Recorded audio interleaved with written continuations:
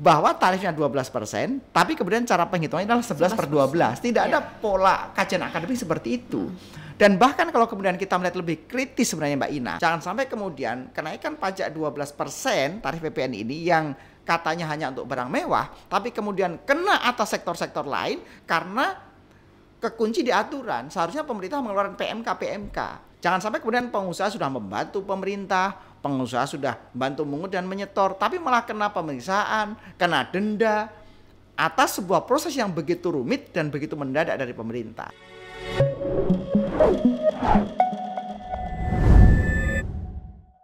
Sobat Cari Tahu, masih bersama saya Ina dan juga tentunya masih bersama Pak Ajib Hamdani selaku pengamat ekonomi Indonesia. Kita masih membahas mengenai bedah kebijakan fiskal 2025 ya Pak ya. Dan di segmen pertama kita sudah membedah mengenai mengenai core tax Pak. Dan kini kita masuk ke yang lebih hangat lagi Pak topiknya, yaitu kenaikan atau penyesuaian PPN dari 11% menuju 12%, yang dimana ini memunculkan beragam reaksi Pak. Di satu sisi mungkin kebijakan ini bertujuan untuk memperkuat penerimaan negara agar mampu menopang berbagai program pembangunan. Tapi di sisi lain nih ada kekhawatiran nih Pak akan dampaknya baik bagi masyarakat, pelaku usaha dan ekonomi secara keseluruhannya nih Pak.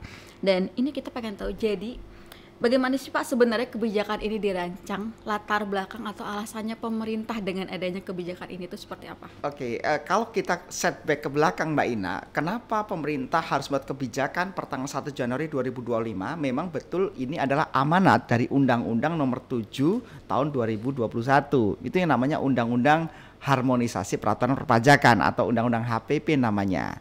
Nah, memang kemudian dalam salah satu pasal di Undang-Undang HPP tersebut menyebutkan bahwa tanggal 1 Januari 2025 itu pajak yang tadinya awalnya 10%, kemudian bulan April 2022 naik menjadi 11%, kemudian 1 Januari 2025 naik menjadi 12%. Kira-kira kronologi lengkapnya begitu. Nah, tapi kemudian harus kita lihat secara fair juga. Kenapa tahun 2021 dibuat rancangan kebijakan ke depan seperti itu? Karena sebenarnya diproyeksikan tahun 2024 kemarin pertumbuhan ekonomi itu bisa mencapai 6 sampai 6,5%. Tapi kemudian problemnya adalah ketika pertumbuhan ekonominya stuck di 5%, pemerintah harusnya kembali mengevaluasi apakah tepat tentang pengenaan kebijakan kenaikan tarif PPN tersebut. Sekarang gini, dengan pemberlakuan tarif menjadi 12% seperti yang diumumkan oleh Pak Presiden langsung pada tanggal 31 Desember 2024 jam 6 sore. Yang artinya itu betul-betul H-1, bukan H-1 lagi, 6 jam sebelum pergantian hari menjadi 1 Desember tahun 2025.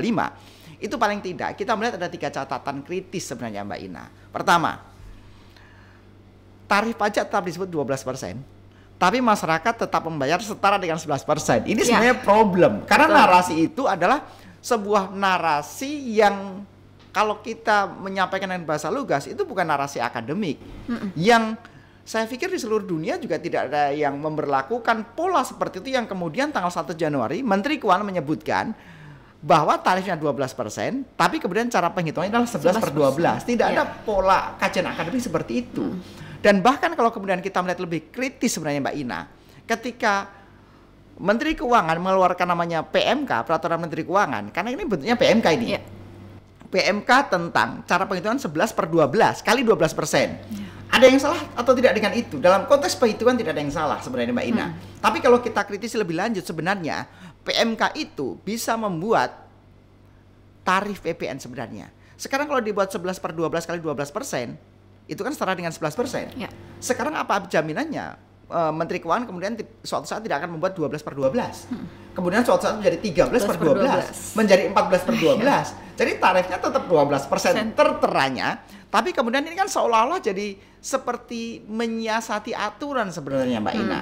Bahwa sebuah perintah undang-undang diterjemahkan dalam bentuk peraturan Menteri Keuangan atau PMK, tapi sebenarnya output angkanya berbeda. Jadi secara substantifnya sebenarnya berbeda, karena secara substansinya kan ini pajak 11%.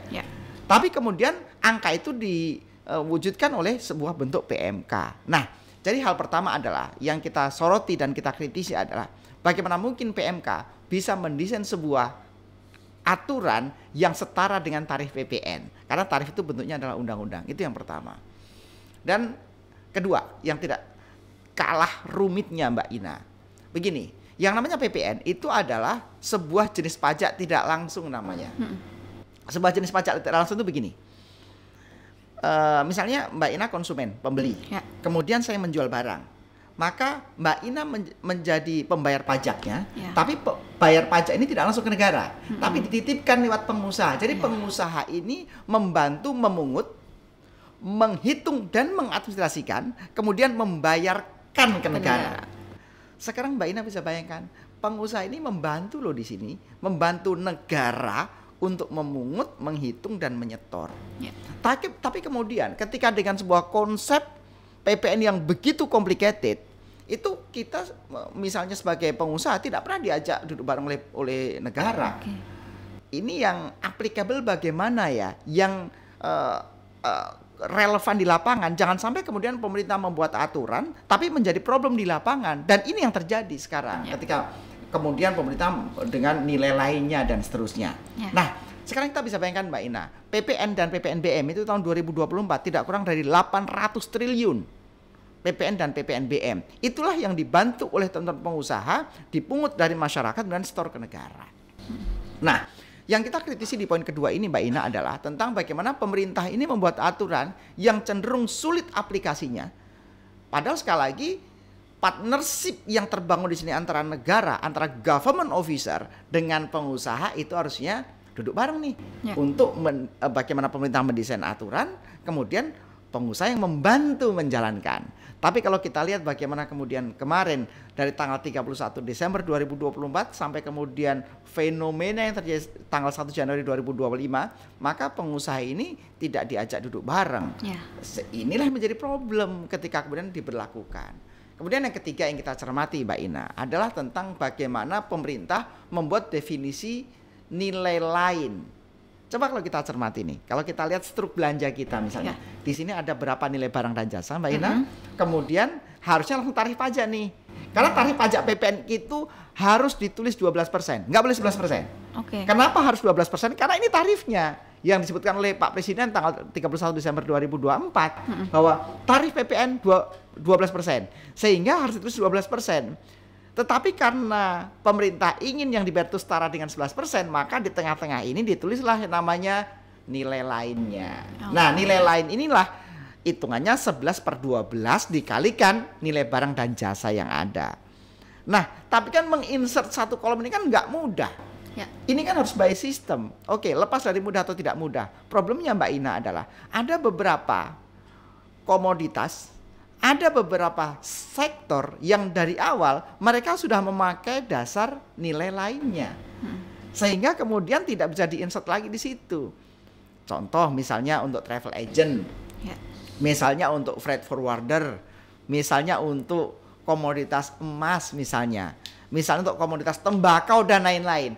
Jadi sepanjang untuk barang dan jasa, sepanjang untuk komoditas, sepanjang untuk sektor-sektor yang sudah memakai dasar nilai lainnya, maka sudah otomatis dia akan dikalikan dengan 12%. Jadi faktanya adalah kenaikan tarif PPN 12% itu akan dikenakan untuk sektor-sektor yang sudah memakai dasar nilai lainnya. Ini yang kita kritisi. Nah, pertanyaan selanjutnya adalah apakah pemerintah kemudian membuat sebuah aturan tambahan? Ini yang kita tunggu. Jangan sampai kemudian kenaikan pajak 12% tarif PPN ini yang katanya hanya untuk barang mewah, tapi kemudian kena atas sektor-sektor lain karena kekunci di aturan. Seharusnya pemerintah mengeluarkan PMK untuk yang nilai lainnya itu dari awal dimitigasi sehingga mereka juga tidak kena kenaikannya.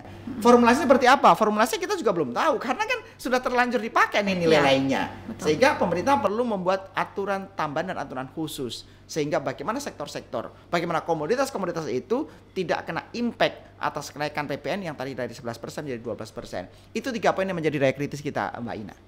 Jadi bisa dikatakan apakah Pak berarti langkah mengenai keputusan kebijakan penyesuaian PPN ini merupakan langkah yang kurang tepat nih Pak? Mungkin bisa dilihat juga dari kondisi perekonomian Indonesia saat ini atau seperti apa nih Pak? Begini Mbak Ina, dengan kebijakan Presiden yang membuat ketetapan tarif 12% tapi pembayaran setara dengan 11%, itu perlu kita apresiasi. Berarti pemerintah juga peduli dengan bagaimana daya beli masyarakat tetap tertopang dengan baik. Pemerintah peduli agar masyarakat tidak membayar beban lebih atas pajak PPN yang dibayarkan. Jadi artinya apa? Kebijakan ini cukup membahagiakan 280 juta orang yang menjadi pemakai akhir atas produk barang dan jasa. Tapi ini menyisakan masalah Mbak Ina ketika kemudian dengan 11/12 tadi. Ini yang kita masalahkan 11/12 bukan masalah tarifnya. Yeah. Karena ini menyisakan masalah buat jutaan pengusaha yang menjadi partnernya pemerintah dalam memungut, menghitung, dan menyetorkan. Dan sekali lagi tadi kita sampaikan tidak kurang dari 770 juta faktur yang dikeluarkan setiap tahun. Dan itu berapa juta pengusaha yang mengeluarkan. Nah, ini akan menjadi problem ketika kemudian tidak ada sebuah kebijakan yang memberikan jalan tengah buat problem ini, Mbak Ina. Jadi kalau ditanya apakah ini baik buat masyarakat, jawabannya lah baik buat masyarakat. Ini kan tidak baik buat pengusaha yang menjadi problem. Jangan sampai kemudian pengusaha sudah membantu pemerintah, pengusaha sudah membantu mengut dan menyetor, tapi malah kena pemeriksaan, kena denda atas sebuah proses yang begitu rumit dan begitu mendadak dari pemerintah. Begitu Mbak Ina. Berarti apakah ini juga berdampak bagi daya beli konsumen nih Pak? Menurun atau seperti apa jadinya Pak? Gini, seharusnya tidak. Kita berbicara seharusnya kan begini Mbak Ina. Karena PPN ujung yang dibayarkan oleh masyarakat kan sama. Tidak mengalami kenaikan sejak 1 Januari 2025. Memang kemudian ada beberapa sektor yang pertama mereka sudah terlanjur netapin angka 12% nih. Sehingga kalau kita belanja misalnya entah di minimarket atau di mana kan kita lihat nih 12% gitu. Karena memang mereka sudah membuat sistem dari H-1, H-2 misalnya. Itu kan sistem yang nggak bisa dirubah dalam waktu 1 jam, 2 jam. Jadi kadang-kadang sebagian sudah naik. Atau kedua, ini berbicara masalah harga psikologis misalnya. Oke, karena ini terlalu complicated, karena compliance pastinya tinggi, udahlah harganya naikin dulu deh misalnya. Akan ada aja yang seperti itu Mbak Ina. Jadi kalau ditanya apakah masyarakat tidak kena imbas atas kenaikan, seharusnya secara umum tidak.